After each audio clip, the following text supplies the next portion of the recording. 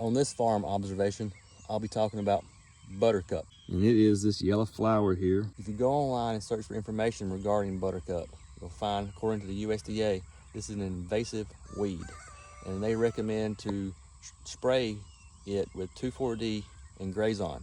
It's because the Buttercup contains an oily substance that causes irritation of the livestock's mouth and potentially nose bleeding when they consume Buttercup. From this fence line to the left, you can see a lot of yellow flower.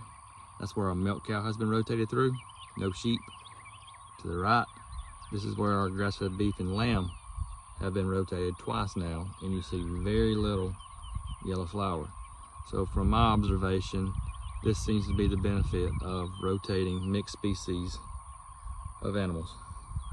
This time of the year in April, we'll find a lot of this purple flower, which is henbit and purple dead needle. All those are considered weeds.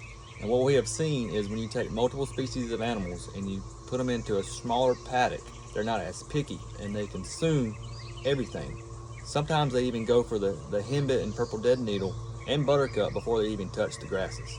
We have had now 3 rotations through our paddocks, and we have seen 0 side effects of any kind with our sheep or our cows. They're eating it and we ain't spraying it.